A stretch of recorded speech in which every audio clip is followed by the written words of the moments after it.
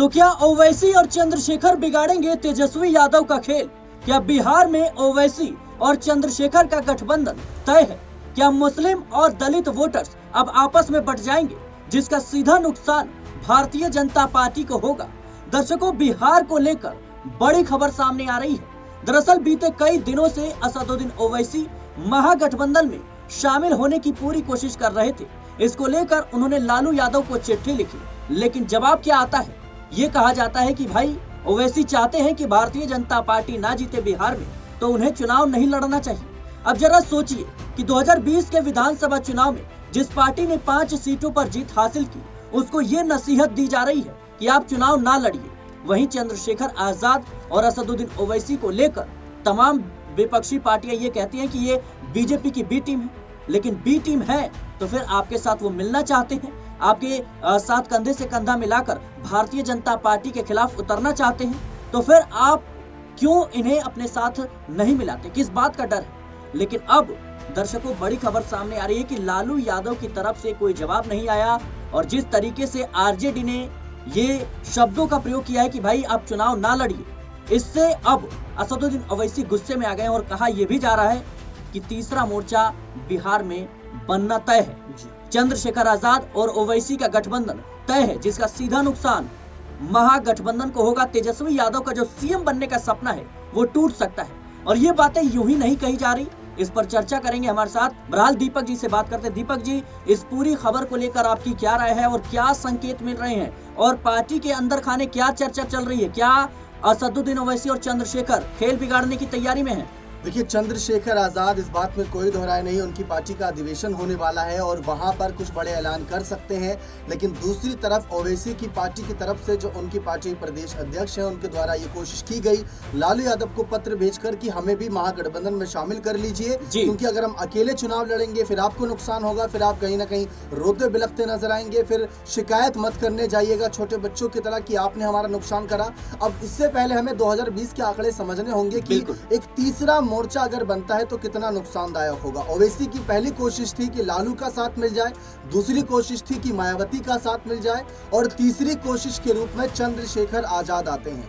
पिछली बार आपको बता दें कि एक कहीं ना कहीं एक सेक्युलर फ्रंट बना था, तीसरा मोर्चा, जो ग्रैंड डेमोक्रेटिक सेक्युलर फ्रंट यानी GDSF के नाम से जाना जा रहा था, जिसमें 3 पार्टियां थी, मायावती की BSP और साथ ही साथ ओवैसी की AM की बात कर लें, और उपेंद्र कुशवाहा की पार्टी इसमें शामिल थी, जिन्होंने बिहार में कितनी बड़ी सेंधमारी करी थी। और तेजस्वी के सीएम बनने का सपना, दलित और मुस्लिम राजनीति के साथ साथ जो कुशवाहा वोट बैंक में सेंधमारी लगी थी, उससे कितना हुआ था नुकसान, जरा समझिएगा। जो NDA दल था उसको टोटल वोट मिले थे, जिसमें बीजेपी, JDU और मुकेश सहनी की VIP पार्टी थी, उनको मिले थे 1,57,02,650 वोट। गौर करिएगा, 1,57,00,000। लेकिन वही जो महागठबंधन था, उनको टोटल वोट मिलते हैं 1,56,91,500। यानी जो वोट परसेंटेज था NDA का वो 37.26 था, और महागठबंधन का था 37.23, यानी 0.03 कम था, 0.03। इसके बाद अगर जो ग्रैंड डेमोक्रेटिक सेक्युलर फ्रंट की बात करें, जिसमें BSP, AIM और RLM कहीं ना कहीं जो उपेंद्र कुशवाहा की पार्टी वो शामिल थी, उनको 4.5% वोट, जिसमें 18,96,000 वोट की सेंधमारी उन्होंने करी थी। अब मान लीजिए अगर मायावती और ओवैसी महागठबंधन के साथ होते तो जो उनको वोट मिले थे लाखों में, वो सीधा सीधा महागठबंधन में ट्रांसफर होते, यानी तेजस्वी अपनी सरकार 2020 में बना सकते थे इन साथी दलों के सहारे। लेकिन फिर वहां पर इनको नुकसान हुआ। मायावती ने देखा कि पिछली बार हम गठबंधन में चुनाव लड़े लेकिन हमें तो नुकसान हुआ।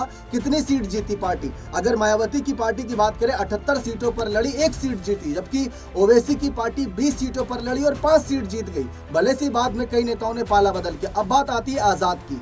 आजाद मायावती के विकल्प के रूप में देखे जा रहे हैं, और ओवैसी के पास भी कोई विकल्प नहीं है। वो चाहते हैं कि मुस्लिम राजनीति के साथ साथ दलित वोट बैंक में भी सेंधमारी करें, क्योंकि 19% करीब दलित मतदाता है, 16 से 18% मुस्लिम मतदाता। यानी कि अगर इतनी बड़ी संख्या में अगर 3 से 5% वोट बैंक भी निकाल लेते हैं तो अपनी पार्टी को आगे कहीं ना कहीं एक किंग मेकर की भूमिका में अपने गठबंधन को देखेंगे, अगर 8 से 10 या 12 सीटों पर भी सेंधमारी कर ली जाती है तो। लेकिन दीपक जी, मेरा सवाल ये रहेगा कि दलित और मुस्लिम ये वो वोटर्स हैं जो लोकसभा चुनाव के दौरान से ही बड़ी तादाद में महागठबंधन को समर्थन देते आ रहे हैं। कई विधानसभा के चुनाव हुए, दिल्ली में भी हुए और यहाँ तक कि हरियाणा में भी हुए।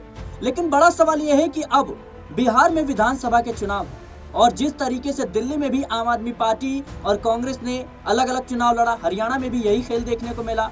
अब बिहार में कांग्रेस और आरजेडी एक साथ तो है, लेकिन असदुद्दीन ओवैसी जो 5 सीटें पिछली बार जीते थे उनको आप मिला नहीं रहे हैं, चंद्रशेखर आजाद को आप भाव नहीं दे रहे हैं। और जिस तरीके से चंद्रशेखर आजाद की भूमिका लगातार बढ़ती हुई नजर आ रही है दलितों के बीच, मुस्लिमों के बीच, क्या लगता है आपको कि कहीं ना कहीं ये बड़ा नुकसान आरजेडी के लिए है? तेजस्वी यादव का जो सपना है सीएम बनने का वो टूट सकता है इस बड़ी गलती से। देखिए, तेजस्वी यादव को अलग अलग जातिगत वोट बैंक साधने होंगे, ये बात बिल्कुल क्लियर है। वो MY फैक्टर पर सीमित नहीं रह सकते, यानी मुस्लिम यादव वोट बैंक पर सीमित नहीं रह सकते। इसीलिए अगर आप गौर करें तो पिछले इस चुनावी साल में उन्होंने जो ओबीसी मतदाताओं को साधने के लिए जो वैश्य समाज के कुछ कार्यक्रम हुए वहां पर शिरकत करी, पारसी समाज के कार्यक्रम हुए वहां पर ताड़ी आंदोलन को लेकर भी अपनी बात रखी कि शराबबंदी के मामले में थोड़ा फेरबदल कराएंगे, ताड़ी को इस मामले से अलग करेंगे। इसके साथ साथ दलितों को साधने के लिए कहा जा रहा है कि चिराग पासवान के चाचा जो पशुपति पारस हैं उनको महागठबंधन में शामिल कराया जा सकता है। इसके साथ साथ आदिवासी वोट बैंक को साधने के लिए हेमंत सोरेन को आगे कर दिया गया। मुस्लिम वोट बैंक को साधने के लिए वक्फ संशोधन कानून के वक्त इन्होंने जिस तरीके से मोर्चाबंदी करी थी, नीतीश की सेकुलर छवि पर सवाल उठा दिए थे और ऐसा लग रहा था कि शायद नीतीश की पार्टी भी अब उतना इंटरेस्ट नहीं दिखा रही इस वोट बैंक की तरफ, क्योंकि पिछली बार इन्होंने करीब 11 से अधिक सीटों पर मुस्लिम कैंडिडेट को उतारा तो था, लेकिन कितने जीते? एक भी नहीं। तो जेडीयू भी जानती है कि ज्यादातर मुस्लिम पक्ष जो वैसे तो कहता है कि नीतीश के साथ है, सेकुलर पार्टी है जेडीयू उनके साथ है, लेकिन अंत में जब वोट देने की बारी आती है तो कांग्रेस और आरजेडी ही उनको शायद विकल्प नजर आता है। फिर उसके बाद अगर हम बात करें यहाँ पर जो कुर्मी कुशवाहा की बात आती है, कोयरी मतदाताओं की बात आती है, उसमें नीतीश की पकड़ बहुत अच्छी नजर आती है, तो शायद उसमें सेंधमारी ना भी कर पाए, क्योंकि जो कुशवाहा पिछली बार महागठबंधन एक ग्रैंड डेमोक्रेटिक अलायंस के साथ थे वो इस बार एनडीए दल के साथ है।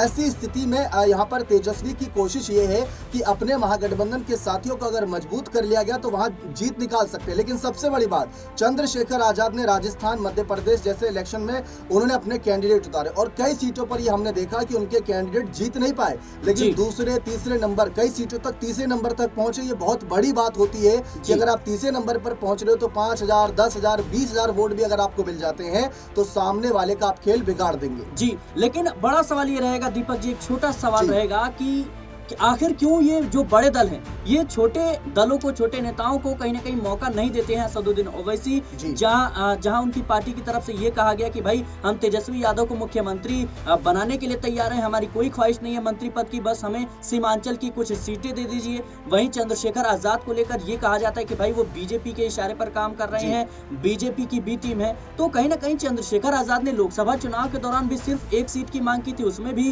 कहीं ना कहीं कांग्रेस हो या फिर समाजवादी पार्टी, उनको दिक्कत हो रही थी। आखिर क्या वजह है? देखिए, ऐसा बहुत बार देखा गया। अगर आप मायावती के भी समय को देखें तो एक समय मुलायम सिंह यादव ने मायावती को जिस तरीके से सपोर्ट करा, मायावती सीएम बनी, कम सीटें थी उस वक्त बीएसपी के पास, लेकिन फिर उसके बाद एक कैसे बीजेपी के साथ भी गठबंधन की ओर गई थी, क्योंकि एक समय ऐसा लग रहा था कि जब अयोध्या का मामला चल रहा था तो मायावती बीजेपी की बिल्कुल विरोध में रहेंगी। उस समय बीएसपी और सपा की जो गठबंधन हुई थी, फिर जो गेस्ट हाउस कांड हुआ, फिर उसके बाद उनकी राहें अलग हो गई, लेकिन फिर बीएसपी का बीजेपी की तरफ झुकाव देखने को मिला। अटल जी की सरकार बनाने में मायावती की बड़ी भूमिका थी। तो मायावती जब बहुत कम सीटों पर थी, फिर उनको सीएम बनाया, एक अलग पहचान मिली, लेकिन बाद में वही पहचान के साथ वो बीजेपी के साथ जुड़ी नजर आई। शायद यही बात का डर होगा इस समय जो बाकी पार्टियां हैं, आरजेडी की बात कर ले या कांग्रेस की बात कर ले, कि अब किसी को नहीं बढ़ाना आगे, क्योंकि यही बाद में हमारे लिए बड़ी मुश्किलें बन जाते हैं। और देखिए, तेजस्वी की बात में भी दम है कि अगर आपको चाहिए कि भाई बीजेपी ना जीते, एनडीए ना जीते, मोदी सरकार की जीत ना हो, यहाँ पर वापसी ना करे बीजेपी, तो आप चुनाव मत लड़िए। आप चुनाव नहीं लड़ेंगे तो सीटों के बंटवारे की बात नहीं उठती और वोट बैंक का बंटवारा भी नहीं होगा। आप जितने भी गैर भाजपाई वोटर हैं, गैर जेडीयू यानी गैर एनडीए वोटर हैं, उनको साथ लाने का हमारे साथ काम लेकिन ऐसे तो फिर कांग्रेस को भी वो मैदान से बाहर कर देंगे। और कांग्रेस का एक समय पर एक अलग दौर रहा है, कांग्रेस की एक जमीन नहीं है, अगर उनके पुराने समर्थक उनके साथ जुड़ते हैं तो वापसी की ओर वो देख सकते हैं। जी, तो चलिए दीपक जी, आपका बहुत बहुत शुक्रिया इस पूरे मुद्दे पर अपनी बात रखने के लिए। जाहिर सी बात है दर्शकों की दीपक जी लंबे समय से बिहार की राजनीति को कवर कर रहे हैं और कई पार्टियों के जो नेता हैं इनके कहने के उनसे भी बातचीत होती है, तो